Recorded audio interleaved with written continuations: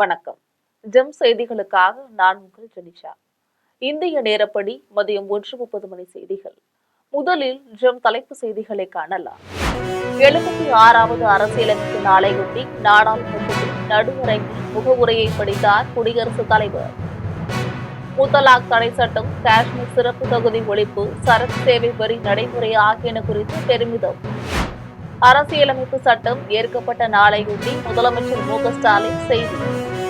India ஒரே பண்பாட்டுக்கும் ஒரே கொள்கைக்கும் உரித்தானதல்ல, அனைத்து மக்களுக்குமானது என்று விளக்கம். அதிமுகவிலிருந்து நீக்கப்பட்ட செங்கோட்டையின் சட்டமன்ற உறுப்பினர் பதவியிலிருந்து விலகல். தாவேக்குவில் சேரப்போவதாக கூறப்படும் நிலையில் சட்டப்பேரவைத் தலைவரிடம் கடிதம் கொடுத்தார். இரண்டாவது கிரிக்கெட் டெஸ்ட் போட்டியில் 408 ரன்கள் வித்தியாசத்தில் தென்னாப்பிரிக்க அணி வெற்றி. 2 போட்டிகள் கொண்ட தொடரையும் வென்றது தென்னாப்பிரிக்க அணி. உக்ரைனுக்கான டிரம்பின் அமைதி திட்டத்தை ரஷ்யாவுக்கு கொண்டு செல்லும் அமெரிக்க தூதர். ரஷ்யாவிடம் அடுத்த வாரத்தில் பேச்சு நடத்த உள்ளதாக புதினின் ஆலோசகர் தகவல். இனி விரிவான செய்திகளை காணலாம். இந்திய அரசியலமைப்பு சட்டத்தை அரசியல் நிர்ணய சபை 1949ஆம் ஆண்டு நவம்பர் 26ஆம் நாள் ஏற்றுக்கொண்டது. அதிலிருந்து ஆண்டுதோறும் அரசியலமைப்பு நாள் கொண்டாடப்பட்டு வருகிறது. 75வது அரசியலமைப்பு நாள் இன்று டெல்லியில் நாடாளுமன்றத்தின் நடு அரங்கில் கொண்டாடப்பட்டது. இதில் குடியரசுத் தலைவர் திரௌபதி முர்மு, குடியரசு துணைத் தலைவரும் மாநிலங்களவை தலைவருமான ராதாகிருஷ்ணன், மக்களவைத் தலைவர் ஓம் பிர்லா, பிரதமர் நரேந்திர மோடி, மாநிலங்களவை எதிர்க்கட்சித் தலைவர் மல்லிகார்ஜுன கார்கே, மக்களவை எதிர்க்கட்சித் தலைவர் ராகுல் காந்தி, மத்திய அமைச்சர்கள், நாடாளுமன்ற உறுப்பினர்கள் என பலர் கலந்து கொண்டனர்.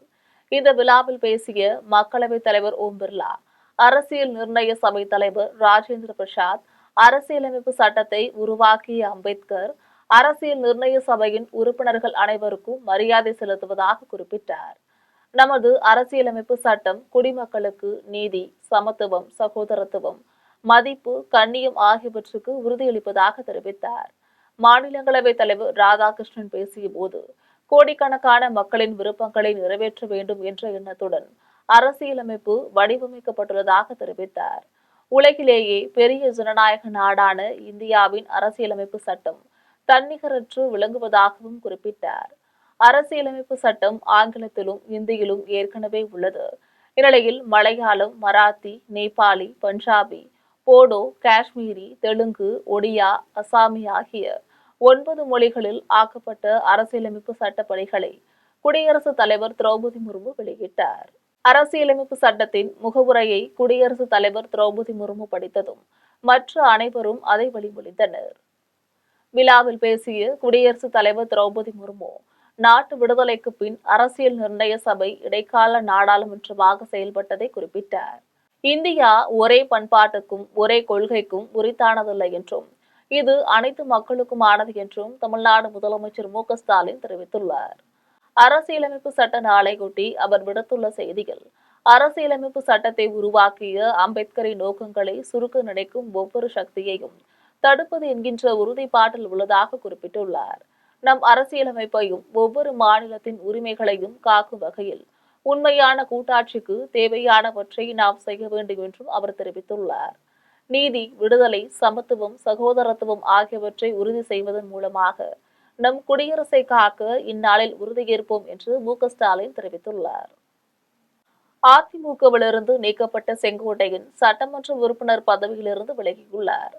அதிமுகவினை எம்ஜிஆர் தொடங்கியதற்கு பின்னர் இன்று வரை 9 முறை சட்டமன்ற உறுப்பினராகவும் 5 முறை அமைச்சராகவும் இருந்தவர் செங்கோட்டையன். 1977 சட்டமன்ற தேர்தலில் சத்தியமங்கலம் தொகுதியில் சட்டமன்ற உறுப்பினரான இவர் அதன் பின் 1980, 85, 89, 1991 ஆகிய தேர்தல்களில் கோபிச்செட்டிப்பாளையம் தொகுதியில் போட்டியிட்டு வெற்றி பெற்றார். அதன் பின் 2006 முதல் தொடர்ந்து 4 முறை கோபிச்செட்டிப்பாளையம் தொகுதியில் போட்டியிட்டு வென்றுள்ளார். 1991ஆம் ஆண்டு ஜெயலலிதா தலைமையிலான அமைச்சரவையில் செங்கோட்டையன் முதன்முறையாக இடம்பெற்றார். 2006 முதல் 2012 வரை ஜெயலலிதா காலத்தில் அதிமுகவில் தலைமை நிலைய செயலாளர் பொறுப்பில் இருந்தார். அதன் பிறகு 2012 முதல் 2017ஆம் ஆண்டு வரை ஜெயலலிதாவால் கட்சி பதவியிலும் ஆட்சியிலும் இருந்து செங்கோட்டையன் ஒதுக்கி வைக்கப்பட்டிருந்தார். இந்நிலையில் 2017ஆம் ஆண்டு எடப்பாடி பழனிசாமி அமைச்சரவையில் பள்ளிக் கல்வித்துறை அமைச்சராக செங்கோட்டையன் மீண்டும் இடம்பெற்றார். அதிமுகவிலிருந்து பிறந்தவர்களை மீண்டும் சேர்த்துக் கொள்ள வேண்டும் என்று அவர் கருத்து கூறியதால் ஈரோடு மாவட்ட செயலாளர் பொறுப்பிலிருந்து அவரை பொதுச் செயலாளர் எடப்பாடி பழனிசாமி நீக்கம் செய்தார். அதன்பின் தேவ ஜெயந்தி விழாவில் அதிமுகவிலிருந்து ஏற்கனவே நீக்கப்பட்ட பன்னீர்செல்வம், தினகரன், சசிகலா ஆகியோரை செங்கோட்டையன் சந்தித்து பேசினார். அதையடுத்து கட்சி விரோத நடவடிக்கைகளில் ஈடுபட்டதாக கூறி அவரை அடிப்படை உறுப்பினர் பொறுப்பிலுமிருந்து எடப்பாடி பழனிசாமி நீக்கினார். தமது ஆதரவாளர்களுடன் நடத்திய நீண்ட ஆலோசனைக்கு பிறகு தமிழக வெற்றிக் கழகத்தில் செங்கோட்டையன் இணைய உள்ளதாக கூறப்படுகிறது. இந்நிலையில் அதிமுக சார்பில் தேர்வான சட்டமன்ற உறுப்பினர் பதவியிலிருந்து அவர் விலகியுள்ளார். இதற்கான கடிதத்தை சட்டப்பேரவைத் தலைவர் அப்பாவிடம் இன்று வழங்கினார். குவகாத்தியில் நடைபெற்ற இரண்டாவது டெஸ்ட் போட்டியில் 408 ரன்கள் வித்தியாசத்தில் வெற்றி பெற்ற தென்னாப்பிரிக்க அணி தொடரை 2-0 என்கின்ற கணக்கில் கைப்பற்றியுள்ளது. அசாமின் குவகாத்தியில் நடைபெற்ற இரண்டாவது டெஸ்ட் போட்டியின் முதல் இன்னிங்ஸில் தென்னாப்பிரிக்க அணி 489 ரன்களும் இந்திய அணி 201 ரன்களும் எடுத்தன. இரண்டாம் இன்னிங்ஸில் தென்னாப்பிரிக்க அணி 5 விக்கெட் இழப்பிற்கு 260 ரன்கள் எடுத்தபோது இன்னிங்ஸை முடித்துக் கொள்வதாக அறிவித்தது. இதையடுத்து 549 ரன்கள் எடுத்தால் வெற்றி என்னும் இலக்குடன் விளையாடிய இந்திய அணி 4ஆம் நாள் ஆட்ட நேர இறுதியில் 2 விக்கெட் இழப்புக்கு 27 ரன்கள் எடுத்துள்ளது. 5ஆம் நாளான இன்று இந்திய அணி வெற்றி பெற மேலும் 522 ரன்களை எடுக்க வேண்டியிருந்தது. இந்நிலையில் 140 ரன்களுக்கு ஆட்டமிழந்தது. இதனால் 408 ரன்கள் வித்தியாசத்தில் தென்னாப்பிரிக்க அணி வெற்றி பெற்றது. போட்டித் தொடரையும் 2-0 என்கின்ற கணக்கில் கைப்பற்றியுள்ளது. இந்திய அணியில் 5 பேர் மட்டுமே இரட்டை இலக்கத்தை எட்டினர். மற்றவர்கள் ஒற்றை இலக்கத்திலேயே ஆட்டமிழந்தனர். முதல் இன்னிங்ஸில் மார்க்ஸோ ஜான்சனும், இரண்டாம் இன்னிங்ஸில் சைமன் ஹார்மரும் 6 விக்கெட்டுகளை வீழ்த்தி தென்னாப்பிரிக்காவின் வெற்றிக்கு வழிவகுத்தனர். கூட்டுறவுத்துறை தேர்வு கணினி மூலம் திருத்தப்படுவதால் எந்தவித முறைகேடும் நடைபெற வாய்ப்பு இல்லை என கூட்டுறவுத்துறை அமைச்சர் பெரிய கருப்பன் தெரிவித்துள்ளார். சிவகங்கை மாவட்ட திமுக சுற்றுச்சூழல் அணி சார்பில் துணை முதல்வர் உதயநிதி ஸ்டாலின் பிறந்த நாளை முன்னிட்டு மாபெரும் அன்னதான நிகழ்ச்சி நடைபெற்றது. இதில் கூட்டுறவுத்துறை அமைச்சர் பெரிய கருப்பன் கலந்து கொண்டு அன்னதான நிகழ்ச்சிகளை தொடங்கி வைத்தார். இதன் பின்னர் அமைச்சர் பெரிய கருப்பன் செய்தியாளர்களை சந்தித்தார். அப்போது கூட்டுறவுத்துறை பணியிடங்களுக்கான நேர்முக தேர்வில் முறைகேடு நடந்ததாக அண்ணாமலை கூறிய குற்றச்சாட்டை மறுத்துள்ளார். இதையடுத்து தேர்வுகள் அனைத்தும் முறையாக நடைபெறுவதாகவும் OMR சீட்டு மூலம் தேர்வுகள் நடத்தப்பட்டு கணினி மூலம் திருத்தப்படுவதால் எந்தவித முறைகேடும் நடைபெற வாய்ப்பு இல்லை என்று விளக்கமளித்தார். இதனைத் தொடர்ந்து தவேக தலைவர் விஜய் அளித்த வாக்குறுதி மற்றும் குற்றச்சாட்டுகள் குறித்து பதிலளித்த அவர், அதற்கு உரிய தலைவர்கள் தக்க பதிலடி அளிப்பார்கள் என்று அமைச்சர் பெரிய கருப்பன் தெரிவித்துள்ளார். எதிர்கால தமிழகத்தையும் திராவிட முன்னேற்ற கழகத்தையும் சிறப்பாக வழிநடத்துவதற்கான அனைத்து தகுதியும் திறமையும் படைத்த நம்முடைய தமிழ்நாட்டின் துணை முதலமைச்சர் அவர்களுடைய பிறந்த நாளையும் கொண்டாடுவதென முடிவெடுத்து அதனுடைய தொடக்கமாக நவம்பர் 27 நாளை மறுதினம் அவருடைய பிறந்த தினம் என்றார். மணலி அரசு மேல்நிலைப் பள்ளியில் மாணவ மாணவிகளுக்கு அரசின் விலையில்லா மிதிவண்டிகளை நாடாளுமன்ற உறுப்பினரும் சட்டமன்ற உறுப்பினரும் இணைந்து வழங்கினர். சென்னை மணலி அரசு மேல்நிலைப் பள்ளியில் 11ஆம் வகுப்பு படிக்கும் மாணவ மாணவிகளுக்கு அரசின் விலையில்லா மிதிவண்டி வழங்கும் நிகழ்ச்சி சட்டமன்ற உறுப்பினர் சங்கர் தலைமையில் நடைபெற்றது. இந்நிகழ்ச்சியில் நாடாளுமன்ற உறுப்பினர் கலாநிதி, சட்டமன்ற உறுப்பினர் சுதர்சனம் ஆகியோர் பங்கேற்று 367 மாணவ மாணவிகளுக்கு மிதிவண்டி வழங்கினர். இதில் மண்டல உதவி ஆணையர் தேவேந்திரன், பள்ளி தலைமை ஆசிரியர், கட்சி நிர்வாகிகள், ஆசிரியர்கள் ஆகியோர் கலந்து கொண்டனர். நீலகிரியில் ஓட்டுரிமை பெற்று சட்டமன்ற உறுப்பினராக யார் நிற்கின்றார்களோ அவர்களுக்கு உங்கள் வாக்கை செலுத்த பொதுமக்களிடம் தேமுதிக பொதுச் செயலாளர் பிரேமலதா விஜயகாந்த் தெரிவித்துள்ளார். நீலகிரி மாவட்டம் குன்னூரில் தேமுதிகவின் பொதுக்கூட்டம் நடைபெற்றது. இக்கூட்டத்திற்கு தேமுதிக பொதுச் செயலாளர் பிரேமலதா விஜயகாந்த் தலைமை வகித்தார்.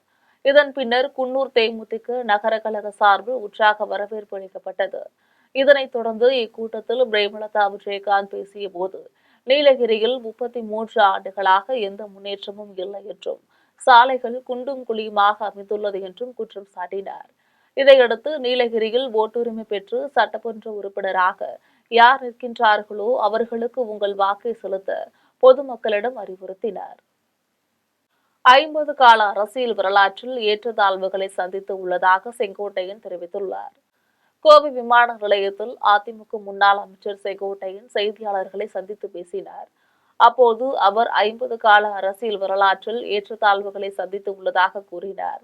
ஆனால் இயக்கத்திற்காக உழைத்த எனக்கு கொடுத்திருக்கக்கூடிய பரிசு உறுப்பினராக கூட இருக்கக்கூடாது என்ற முறையில் நீக்கப்பட்டிருக்கிறேன் என்று வேதனையுடன் தெரிவித்தார். இந்நிலையில் இந்த மனவேதனை என்பது உங்களை போன்றவர்களுக்கு நன்றாக தெரியும் எனவும் கூறினார். புதுச்சேரி இலவச அரிசி கடத்தல் மாநிலமாக மாற்றப்பட்டுள்ளதாக அதிமுக மாநில செயலாளர் அன்பழகன் தெரிவித்துள்ளார். புதுச்சேரி மாநில அதிமுக அலுவலகத்தில் மாநில செயலாளர் அன்பழகன் செய்தியாளர்களை சந்தித்தார். அப்போது அவர் வாக்காளர் விண்ணப்ப படிவம் திரும்ப பெறும் தேதியினை நீட்டிக்க வேண்டும் என கேட்டுக்கொண்டார். இதனைத் தொடர்ந்து அவர் புதுச்சேரியில் தேர்தல் துறைக்கு சரியான வழிகாட்டுதல் இல்லை, முறையான அறிவிப்புகள் வெளியிடாமல் அற்ப காரணங்களுக்கெல்லாம் பொதுமக்கள் அலைக்கழிக்கப்படுகிறார்கள் என குற்றம் சாட்டினார். அதன் பின்னர் இலவச அரிசி வழங்கும் திட்டம் முழுமையாக தோல்வியடைந்த நிலையில் இலவச அரிசி கடத்தல் மாநிலமாக புதுச்சேரி மாற்றப்பட்டுள்ளதாக தெரிவித்தார். ஏறத்தாழ ஒரு 4 லட்சத்துக்கும் மேற்பட்ட பொதுமக்களிடம் விண்ணப்பம் செய்த அந்த படிவங்கள்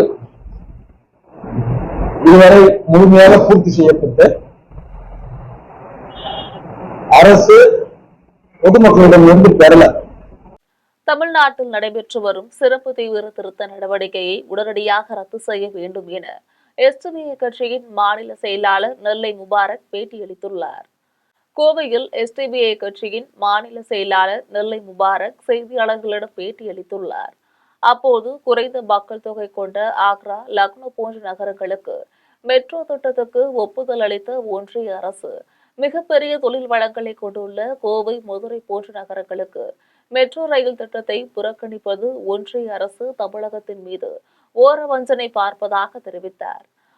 தொடர்ந்து பேசிய அவர், மோடி தலைமையிலான ஒன்றிய பாஜக அரசு 4 தொழிலாளர் விரோத கருப்பு சட்ட தொகுப்புகளை நாடு தழுவிய அளவில் அமல்படுத்தி இருப்பது இந்திய தொழிலாளி வர்க்கத்தின் மீது நடத்தும் கொடூரமான தாக்குதல் எனவும், ஒரு நாளைக்கு 12 மணி நேர வேலையாக சட்டப்பூர்வமாக்கி தொழிலாளர்களின் நலனை கார்ப்பரேட்டுகளிடம் அடகு வைப்பதாகவும் விமர்சனம் செய்துள்ளார். மேலும் தமிழ்நாட்டில் தேர்தல் ஆணையத்தால் மேற்கொள்ளப்படும் வாக்காளர் பட்டியல் சிறப்பு தீவிர திருத்தம் பெரும் குளறுபடிகளாலும் வாக்காளர் பட்டியல் திருத்தம் என்பது மக்களின் வாக்குரிமையை உறுதிப்படுத்துவதற்கான கருவியாக இருக்க வேண்டுமே தவிர அவர்களை ஒதுக்கி விடுவதற்கோ அல்லது வாக்குரிமைகளை பறிப்பதற்கோ பயன்படுத்தப்படும் ஆயுதமாக மாறிவிடக்கூடாது. எனவே அவசர கதியில் தமிழ்நாட்டில் நடைபெற்று வருகின்ற இந்த சிறப்பு தீவிர திருத்த நடவடிக்கையை உடனடியாக ரத்து செய்ய வேண்டும் என அவர் வலியுறுத்தியுள்ளார்.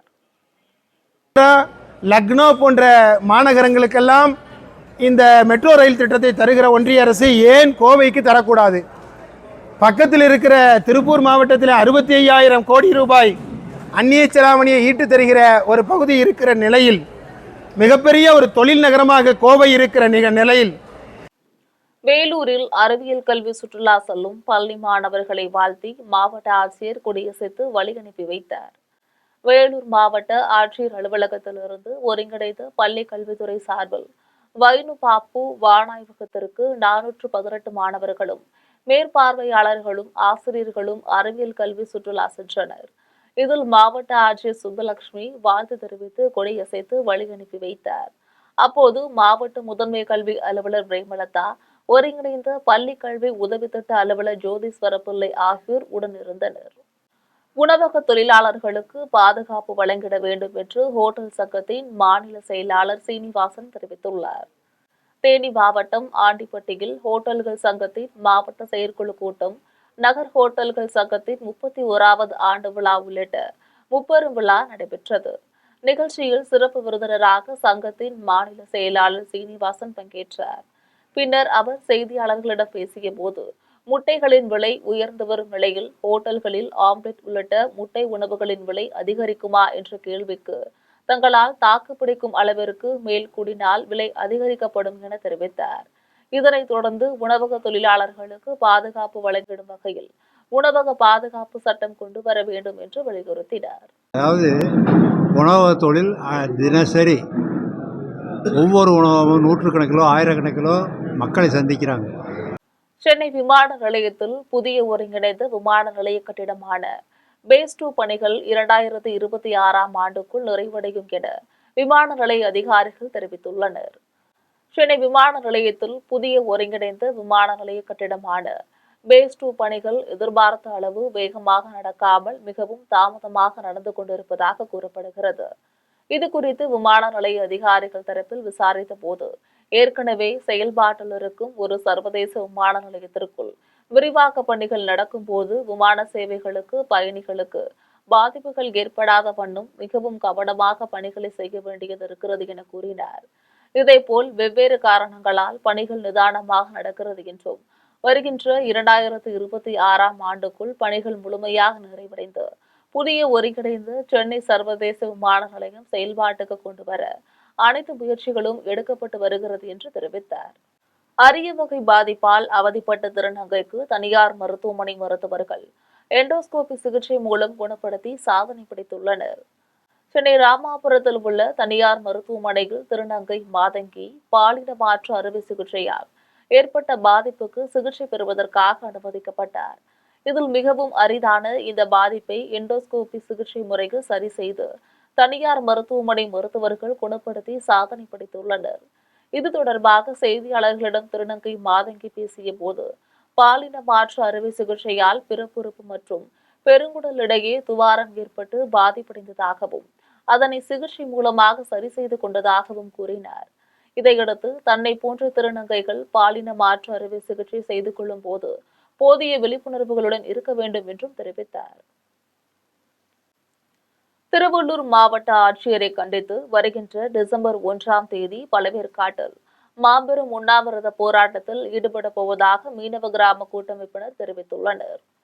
திருவள்ளூர் மாவட்டம் பழவேற்காடு முதல் ஆரம்பாக்கம் வரையில் 50 மீனவ கிராமங்களை சேர்ந்த 50,000க்கும் மேற்பட்ட மீனவர்கள் கடல் மற்றும் ஏரிகளில் மீன்பிடித்து தொழில் நடத்தி வருகின்றனர். இதில் தற்போது ஆந்திர மாநிலம் ஸ்ரீஹரிகோட்டாவில் இருந்து அடிக்கடி விண்வெளிக்கு ராக்கெட் அனுப்புவதால் அன்றைய தினம் மீனவர்கள் மீன்பிடிக்க செல்லக்கூடாது என்று தடை விதித்திருந்தது. இதனால் மீனவர்கள் மீன்பிடிக்க செல்ல முடியாமல் வாழ்வாதாரம் இழந்து பாதிப்புக்கு உள்ளாகி வருகின்றனர். இதனைத் தொடர்ந்து கடந்த 21ஆம் தேதியன்று திருவள்ளூர் மாவட்ட ஆட்சியர் அலுவலகத்திற்கு மாவட்ட ஆட்சியர் பிரதாப்பிடம் பேசுவதற்காக மீனவ கிராம நிர்வாகிகள் வருகை தந்தனர். அப்போது அங்கு மாவட்ட ஆட்சியர் பிரதாப் மீனவ கிராம நிர்வாகிகளை காவல்துறையினர் மற்றும் மாவட்ட ஆட்சியர் அலுவலக பணியாளர்களை விட்டு வெளியேற்றி இழிவுபடுத்தும் விதத்தில் நடந்து கொண்டதாக கூறப்படுகிறது. இதனால் பழவேற்காடு பகுதி 50 மீனவ கிராம கூட்டமைப்பை சேர்ந்த நிர்வாகிகள் பழவேற்காட்டில் ஒன்று கூடி ஸ்ரீஹரிகோட்டாவில் ராக்கெட் இயக்குவதால் ஏற்படும் நஷ்டத்துக்கு இழப்பீடு கோரியும் பழவேற்காடு மீனவர்களை இழிவுபடுத்தும் விதத்தில் நடந்து கொண்ட மாவட்ட ஆட்சியர் பிரதாப்பை கண்டித்தும் தீர்மானம் இயற்றினர். இதனைத் தொடர்ந்து தீர்மானத்தின் முடிவாக வருகின்ற டிசம்பர் 1ஆம் தேதி மாவட்ட ஆட்சியரை கண்டித்து பழவேற்காடு பேருந்து நிலையத்தில் உண்ணாவிரத போராட்டம் நடைபெறும் என மீனவ கிராம கூட்டமைப்பு சார்பில் அறிவிக்கப்பட்டது. பல்லாவரத்தில் பங்கு சந்தை வர்த்தகத்தில் முதலீடு செய்து பல கோடி ரூபாய் பணத்தை ஏமாற்றியவரை திருமண மண்டபத்தில் பாதிக்கப்பட்டவர்கள் கையும் களவுமாக பிடித்து தர்மடி கொடுத்தனர். செங்கல்பட்டு மாவட்டம் பல்லாவரத்தை சேர்ந்தவர் கிளின்டன். இவர் பங்கு சந்தை வர்த்தக தொழிலில் ஈடுபட்டு பல பேரிடம் பல கோடி ரூபாய் மோசடியில் ஈடுபட்டு வந்துள்ளார். இவரால் பாதிக்கப்பட்ட பெண் மோகனப்பிரியா என்பவரிடம் கோடிக்கணக்கில் பணத்தை பெற்றுக்கொண்ட கிளின்டன் பங்கு சந்தையில் முதலீடு செய்து இழந்துள்ளதாக தெரிவித்துள்ளார். இதுகுறித்து மோகனப்பிரியா புகார் அளிக்கப்பட்ட போதிலும் இதுவரை பல்லாவரம் குற்றப்பிரிவு ஆய்வாளர் எந்தவொரு நடவடிக்கை எடுக்கவில்லை என கூறப்படுகிறது. இந்நிலையில் பல கோடி ரூபாய் ஏமாற்றி கிளின்டனுக்கு பல்லாவரம் ரேடியல் சாலையில் உள்ள தனியார் மண்டபத்தில் திருமணம் நடைபெற்றுள்ளது. இதையடுத்து பணத்தை இழந்தவர்கள் அனைவரும் ஒன்று கூடி திருமணம் நடைபெற்ற திருமண மண்டபத்திற்கே சென்று பணத்தை ஏமாற்றி மாப்பிள்ளை கோலத்தில் இருந்த கிளின்டனை கையும் களவுமாக பிடித்தனர். இதனைத் தொடர்ந்து அனைவரும் ஒன்று சேர்ந்து தர்ம அடி கொடுத்ததால் அவருக்கு முகத்தில் காயம் ஏற்பட்டு ரத்தம் சொட்டிய நிலையில் குரோம்பேட்டை அரசு மருத்துவமனைக்கு சிகிச்சைகளுக்காக அனுப்பி வைத்தனர். இதன் பின்னர் முதலுதவி முடிந்த நிலையில் கிளின்டன் தன்னை தாக்கியதாக கூறி சிட்லப்பாக்கம் காவல் நிலையத்தில் மோகனப்பிரியா உட்பட பலர் மீது புகார் அளித்துள்ளார். இந்த நிலையில் தங்களை ஏமாற்றி பல கோடி ரூபாய் பணத்தை சுருட்டிய நபர் மீது மீண்டும் பல்லாவரம் காவல் நிலையத்தில் பாதிக்கப்பட்டவர்கள் புகார் அளித்துள்ளனர். நடுவிக்கோட்டையில் நெல்கதிர்கள் தண்ணீரில் மூழ்கிய நிலையில் அரசு அதிகாரிகள் தங்கள் கிராமத்தினை வந்து பார்ப்பது இல்லை என்று விவசாயிகள் குற்றம் சாட்டுகின்றனர். தஞ்சாவூர் மாவட்டம் பட்டுக்கோட்டை அருகே நடுவிக்கோட்டையில் 100 ஹெக்டேர் நிலத்தில் விவசாயம் செய்த நெல்கதிர்கள் தண்ணீரில் மூழ்கி உள்ளது. இது தொடர்பாக விவசாயிகள் பேசிய போது மழைநீரின் நீர் வழித்தட வடிகால்கள் தூர்வாரப்படாததே இதற்கு முக்கிய காரணம் என தெரிவித்தனர். இதனால் நாங்கள் அனைவரும் உயிர் மாய்த்து கொள்ளும் மனநிலைக்கு ஆளாகியுள்ளோம் என கூறினர். தொடர்ந்து எங்களின் பொருளாதாரம் அழிந்தது பற்றியும் வயல்வெளிகள் நாசமானது பற்றியும் அதிகாரிகளுக்கு தகவல் தெரிவித்து நேரில் வர சொன்னால் வர மறுக்கிறார்கள் என குற்றம் சாட்டினர். பின்னர் அருகில் உள்ள கிராம விவசாயிகளுக்கு கிடைத்த நிவாரணம் நடுவிக்கோட்டை விவசாயிகளுக்கு கிடைக்கவில்லை. இதனால் உடனடியாக அரசு அதிகாரிகள் எங்கள் கிராமத்தை காப்பாற்ற வேண்டும் என்று கோரிக்கை வைத்தனர். கோட்டை வட்டம் நடுவிக்கோட்டை கிராமத்துலேருந்து விவசாயிகள்லாம் கூடியிருக்கிறோம். எங்கள் ஊர் நடுவிக்கோட்டை கிராமத்தில் சுமார் 90 ஹெக்டேருக்கு மேலே 100 ஹெக்டேருக்கு மேலே நீரால் சுத்தமாக மூழ்கி வடிகால் வசதி இல்லாத காரணத்தினால சுத்தமாக மூழ்கி பயிரெலாம் சுத்தமாக அழுகிருச்சு. நடவு நட்டு ஒரு மாத காலங்கள் ஆகிவிட்டது. வலங்கை மானில் தொடர்ந்து பெய்த கனமழையால் நடவு செய்யப்பட்ட தாளடி இளம் பயிர்கள் மழைநீரில் மூழ்கிய நிலையில் உள்ளதால் விவசாயிகள் வேதனையில் உள்ளனர். திருவாரூர் மாவட்டம் வலங்கை மானில் பெய்த கனமழையினால் சம்பா தாளடி நெற்பயிர்கள் மழைநீரில் மூழ்கி சேதமடைந்தது. இது தொடர்பாக விவசாயிகள் நடவு செய்யப்பட்ட 20 நாட்களிலேயே பயிர்கள் நீரில் மூழ்கியதால் வேதனையடைந்தனர். தொடர்ந்து தமிழக அரசு பாதிக்கப்பட்ட பயிர்களை முழுமையாக ஆய்வு செய்து உரிய நிவாரணங்கள் வழங்க வேண்டும். இதையடுத்து இந்த ஆண்டு பயிர் காப்பீட்டு தொகை கிடைக்க தமிழக அரசு நடவடிக்கை எடுக்க வேண்டும் என விவசாயிகள் கோரிக்கை விடுத்தனர். திமுக நிர்வாகி துப்பாக்கியால் உயிர் மாய்க்கப்பட்ட வழக்கு தொடர்பாக காவல்துறையினர் தேடுதல் பணியில் ஈடுபட்டிருந்த போது கரும்புந்துறை மலைப்பகுதிகளில் நாட்டு துப்பாக்கிகள் கிடந்ததை பறிமுதல் செய்தனர். சேலம் மாவட்டம் ஆத்தூர் அருகே கிராங்காட்டு பகுதியில் நவம்பர் 21ஆம் தேதி திமுக நிர்வாகி ராஜேந்திரன் நாட்டு துப்பாக்கியால் உயிர் மாய்க்கப்பட்டார். இந்நிலையில் இந்த வழக்கு தொடர்பாக காவல்துறை கூடுதல் தலைமை இயக்குநர் சோமசுந்தரம் தலைமையில் தனிப்படை காவல்துறையினர் தீவிரமாக குற்றவாளியை தேடி வருகின்றனர். இந்த தேடுதல் பணியின் போது கேட்பாரற்றில் கிடந்த 9 நாட்டு துப்பாக்கிகளை காவல்துறையினர் கண்டெடுத்தனர். இது தொடர்பாக காவல்துறை கூடுதல் தலைமை இயக்குநர் செய்தியாளர்களிடம் பேசிய போது கரும்புந்துறை மலைப்பகுதிகளில் உரிமம் பெறாத நாட்டு துப்பாக்கிகள் வைத்திருந்ததால் உடனடியாக காவல் நிலையத்தில் ஒப்படைக்க வேண்டும். அதனைத் தொடர்ந்து அவர் ஒப்படைத்தவர்கள் மீது சட்ட நடவடிக்கை மேற்கொள்ளப்படாது என உறுதியளித்தார். இதையடுத்து திமுக நிர்வாகி வழக்கு தொடர்பாக தனிப்படை காவல்துறையினர் விசாரணை மேற்கொண்டு வருவதாக தெரிவித்தார். சட்டவிரோதமாக நாட்டு துப்பாக்கி இருப்பதாக கிடைத்த தகவலும் பேரில் எங்கள் எஸ்பிஐயோட தலைமையில் அவர் உத்தரவின் பேரில் கடந்த 2 நாட்களாக அந்த ஏரியாக்களில் தேடுதல் வேட்டை பண்ணதில் கிட்டத்தட்ட 9 நாட்டு துப்பாக்கிகள் பறிமுதல் செஞ்சுருக்கோம். திருக்கழுக்குன்றம் வட்டாட்சியர் அலுவலகத்தினை ரேஷன் கடை விற்பனையாளர்கள் முற்றுகையிட்டதால் பரபரப்பு ஏற்பட்டது. செங்கல்பட்டு மாவட்டம் திருக்கழுக்குன்றத்தில் வாக்காளர் சிறப்பு தீவிர திருத்தப் பணியை விரைந்து முடிக்க வேண்டும் என்பதற்காக செங்கல்பட்டு மாவட்ட நிர்வாகம் நுகர்பொருள் வாணிப கழகத்திற்கு சுற்றறிக்கை அனுப்பியுள்ளது. இதையடுத்து தகவல் அறிந்த ரேஷன் கடை விற்பனையாளர்கள் 50க்கும் மேற்பட்டோர் திருக்கழுக்குன்றம் வட்டாட்சியர் அலுவலகத்தை முற்றுகையிட்டனர். அப்போது வட்டாட்சியர் வாசுதேவன் முன்னறிவிப்பு இல்லாமல் இதுபோன்று கூட்டமாக வருவது தவறு என கூறி மனு வாங்க மறுத்ததை அடுத்து ரேஷன் கடை ஊழியர்கள் வட்டாட்சியரிடம் வாக்குவாதத்தில் ஈடுபட்டனர். இதனைத் தொடர்ந்து ரேஷன் கடை ஊழியர்களின் வற்புறுத்தலின்படி வட்டாட்சியர் மனுவினை பெற்றுக் கொண்டனர். இதன் பின்னர் தமிழ்நாடு ரேஷன் கடை விற்பனையாளர்கள் சங்கம் சார்பில் தாலுகா தேர்தல் அலுவலரிடம் மனு அளித்தனர். பின்னர் ரேஷன் கடை விற்பனையாளர்கள் சங்க நிர்வாகிகள் செய்தியாளர்களை சந்தித்தனர். அப்போது ஏற்கனவே தங்களுக்கு பல்வேறு பணி சுமைகள் உள்ளது என்றும் குறிப்பாக தாயுமானவர் திட்டத்தில் ஒவ்வொரு வீடாக சென்று ரேஷன் பொருட்களை கொடுத்து வருவதாக தெரிவித்தனர். இதனைத் தொடர்ந்து தங்கள் வேலைகளை குறித்த நேரத்தில் செய்ய முடியாத நிலை உள்ளதால் வாக்காளர் சிறப்பு தீவிர திருத்த பணிகளை மேற்கொள்ள முடியாது என கூறினர். ஒரு கடையிலையும் ஒய்ஃபை வேலை செய்ய மாட்டேது. அந்த ஒய்ஃபைக்கு அவங்களுடைய சொந்த காசுல 300 ரூபா செலவு பண்ணி ஒய்ஃபை போடுறோம். அதுக்கு அரசாங்கம் காசு கொடுப்பதில்லை.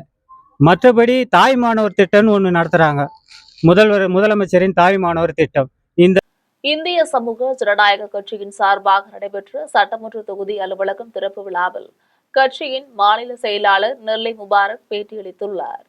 கோவையில் இந்திய சமூக ஜனநாயக கட்சியின் மத்திய மாவட்டத்திற்குட்பட்ட வடக்கு சட்டமன்ற தொகுதியின் சார்பாக சட்டமன்ற தொகுதி அலுவலகம் திறப்பு விழா நடைபெற்றது.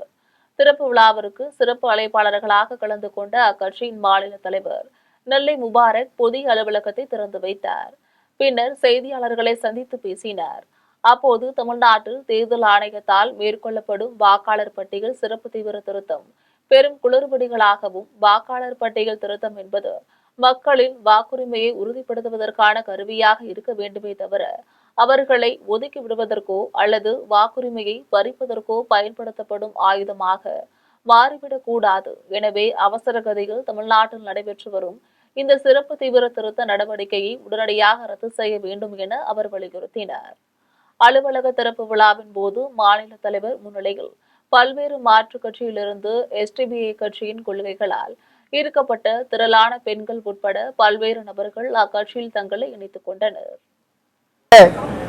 வெல்ல வேண்டும் என்பதற்காக களத்தை தயாரிப்போம், 2026 வெல்வோம் என்கிற முழக்கத்தோடு இன்றைக்கு ஒரு மிகச்சிறப்பான மாநாடு தமிழ்நாட்டிலே 3வது மாநாடாக ராமநாதபுரம் திருவாரூருக்கு அடுத்தபடியாக இன்றைக்கு கோவை மண்டலத்திலே நடத்தப்பட்டிருக்கிறது. தமிழக வரலாற்றில் எஸ்டிபிஐ கட்சி தன்னுடைய சட்டமன்ற உறுப்பினருடைய எண்ணிக்கையை தொடங்குகிற விதத்தில் இந்த கட்டமைப்பை நாங்கள் பலப்படுத்துகிற இந்த நடவடிக்கையை நாங்கள் தீவிரப்படுத்தி இருக்கிறோம்.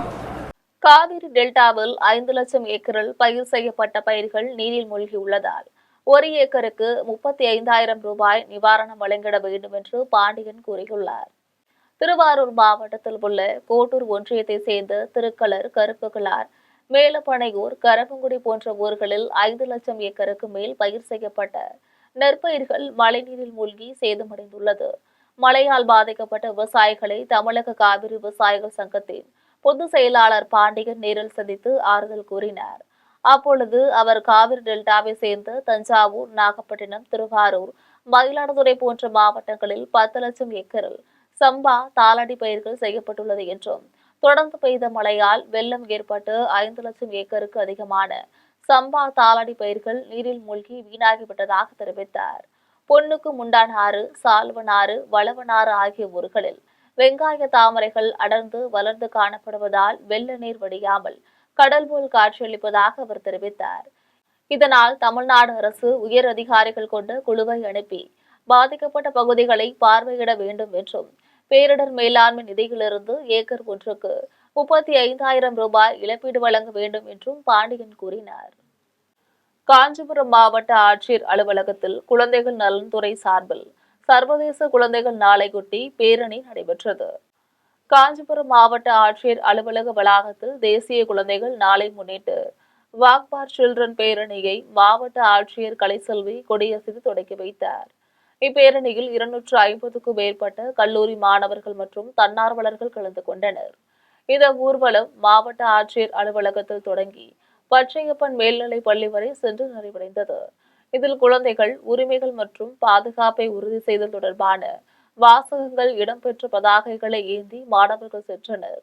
இந்த பேரணியில் மாவட்ட வருவாய் அலுவலர் முருகேசன், குழந்தைகள் பாதுகாப்பு அலுவலர் சங்கீதா, அரசு அலுவலர்கள், கல்லூரி மாணவர்கள், தன்னார்வ தொண்டு நிறுவன பணியாளர்கள் மற்றும் பொதுமக்கள் என பலர் கலந்து கொண்டனர்.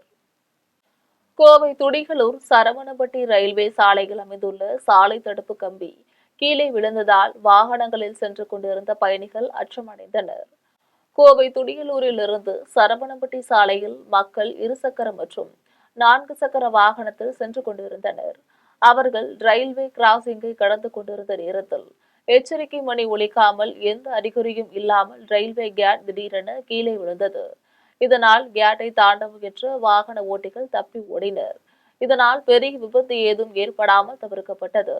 கேட் கீழே விழுந்ததில் சில 2 சக்கர வாகனங்கள் மட்டும் சேதமடைந்தது. இதையடுத்து ரயில்வே பாதுகாப்பு பணியாளர்கள் உடனடியாக ஓடிவந்து கேட்டை மீண்டும் உயர்த்தி வாகனங்களை பாதுகாப்பாக வெளியேற்றி நிலைமை கட்டுக்குள் கொண்டு வந்தனர். இது தொடர்பாக ரயில்வே துறை அதிகாரிகள் விசாரணை மேற்கொண்டு வருகின்றனர். கேட் இயங்கும் இயந்திரத்தில் ஏற்பட்ட திடீர் கோளாறே இதற்கு காரணமாக இருக்கலாம் என்று அதிகாரிகள் தெரிவித்துள்ளனர். இனி வருவது சினிமா செய்திகள். ஆஸ்கர் போட்டியில் இந்திய அனிமேஷன் திரைப்படமான மகாவதார் நரசிம்மா படம் இடம்பெற்றுள்ளது. அமெரிக்காவில் நடைபெறவுள்ள 98வது ஆஸ்கர் விருதுகளுக்கான போட்டியில் சிறந்த அனிமேஷன் திரைப்பட பிரிவில் தகுதி பெற்ற படங்களில் மகாவதார் நரசிம்மா இடம் பிடித்துள்ளது. இந்தியில் அறிமுக இயக்குனர் அஸ்வின் குமார் இயக்கத்தில் கடந்த ஜூலை மாதம் வெளியான மகாவதார் நரசிம்மா படம் யாரும் எதிர்பாராத வகையில் வசூல் ரீதியாக பெரும் வெற்றியை பெற்றது. இது தமிழ் உள்ளிட்ட மொழிகளிலும் படம் வெளியிடப்பட்டது. இதில் டிஸ்னியின் ஜூடோபியா 2, ஜப்பானின் டிமான் ஸ்லேயர் மற்றும் ஸ்கார்லெட் உள்ளிட்ட அனிமேஷன் படங்களுடன் மகாவதார் நரசிம்மா போட்டியிடுகிறது. இது குறித்து இயக்குனர் அஸ்வின் குமார் அளித்த பேட்டியில், சர்வதேச அனிமேஷன் படங்கள் தன்னை மிகவும் கவர்ந்துள்ளது என்றும், தனது குழந்தை பருவ நினைவுகள் மற்றும் தான் பார்த்த படங்களின் பாதிப்பில் இப்படம் உருவானது என்றும் தெரிவித்துள்ளார். இனி வருவது உலக செய்திகள்.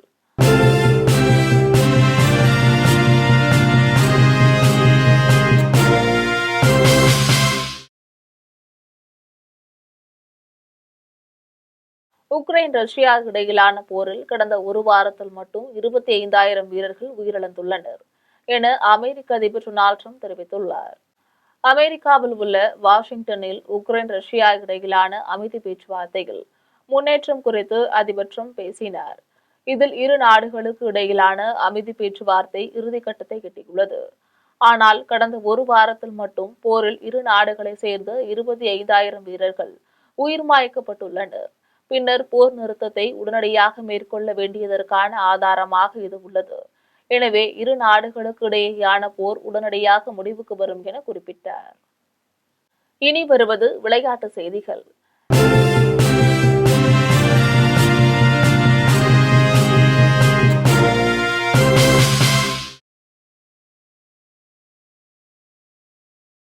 இந்திய வீரர்களை மண்டியிட செய்ய விரும்பினோம் என்று தென்னாப்பிரிக்க பயிற்சியாளர் சுக்ரி கான்ட்ராட் கூறி விமர்சனம் செய்துள்ளார்.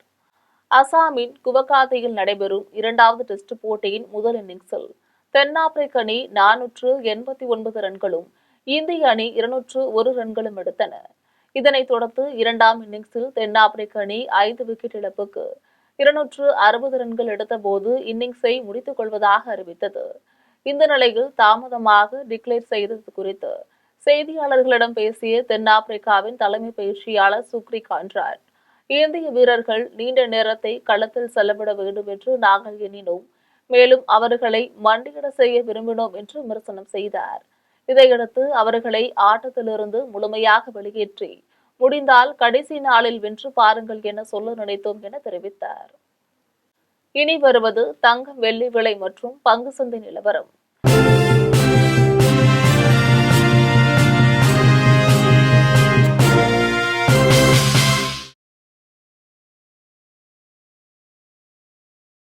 சென்னையில் ஆபரண தங்கம் இன்று ஒரு சவரன் 94,400 ரூபாய்க்கு விற்பனை செய்யப்படுகிறது. சென்னையில் இன்று ஆபரண தங்கத்தின் விலை கிராமிற்கு 80 ரூபாய் அதிகரித்து 11,800 ரூபாய்க்கு விற்பனை செய்யப்படுகிறது. மேலும் ஒரு சவரன் 640 ரூபாய் அதிகரித்து 94,400 ரூபாய்க்கு விற்பனை செய்யப்படுகிறது. 24 கேரட் தூய தங்கம் ஒரு சவரன் 1,02,984 ரூபாய்க்கு விற்பனை செய்யப்படுகிறது. மேலும் 1 கிராம் வெள்ளி 176 ரூபாய்க்கும் 1 கிலோ வெள்ளி 1,76,000 ரூபாய்க்கும் விற்பனை செய்யப்படுகிறது. இந்திய பங்கு சந்தைகளில் வணிகம் இன்று உயர்வுடன் காணப்படுகிறது. மும்பை பங்கு சந்தை பங்கு விலை குறியீட்டு எண் சென்செக்ஸ் 787 புள்ளிகள் அதிகரித்து 85,374 புள்ளிகளில் வணிகமாகிறது. தேசிய பங்கு சந்தை பங்கு விலை குறியீட்டு எண் நிப்டி 244 புள்ளிகள் அதிகரித்து 26,129 புள்ளிகளில் வணிகமாகிறது. மீண்டும் தலைப்புச் செய்திகள். 76வது அரசியலமைப்பு நாளையொட்டி நாடாளுமன்றத்தில் நடுவரையில் முகவுரையை படித்தார் குடியரசுத் தலைவர். முத்தலாக் தடை சட்டம், காஷ்மீர் சிறப்பு தொகுதி ஒழிப்பு, சரக்கு சேவை வரி நடைமுறை ஆகியன குறித்து பெருமிதம். அரசியலமைப்பு சட்டம் ஏற்கப்பட்ட நாளையொட்டி முதலமைச்சர் மு.க. ஸ்டாலின் செய்தி. இந்தியா ஒரே பண்பாட்டுக்கும் ஒரே கொள்கைக்கும் உரித்தானதல்ல, அனைத்து மக்களுக்குமானது என்று விளக்கம். அதிமுகவிலிருந்து நீக்கப்பட்ட செங்கோட்டையின் சட்டமன்ற உறுப்பினர் பதவியிலிருந்து விலகல். தாவேக்குவில் சேரப்போவதாக கூறப்படும் நிலையில் சட்டப்பேரவைத் தலைவரிடம் கடிதம் கொடுத்தார். இரண்டாவது கிரிக்கெட் டெஸ்ட் போட்டியில் 408 ரன்கள் வித்தியாசத்தில் தென்னாப்பிரிக்க அணி வெற்றி. 2 போட்டிகள் கொண்ட தொடரையும் வென்றது தென்னாப்பிரிக்க அணி. உக்ரைனுக்கான டிரம்பின் அமைதி திட்டத்தை ரஷ்யாவுக்கு கொண்டு செல்லும் அமெரிக்க தூதர். ரஷ்யாவிடம் அடுத்த வாரத்தில் பேச்சு நடத்த உள்ளதாக புதினின் ஆலோசகர் தகவல். இத்துடன் ஜெம் செய்திகள் நிறைவடைகின்றன. மீண்டும் ஜெம் செய்திகள் மாலை 6 மணிக்கு. உடனுக்குடன் செய்திகளை காண GemLive.tv என்ற இணையதளத்தில் இணைந்திருங்கள். நன்றி, வணக்கம்.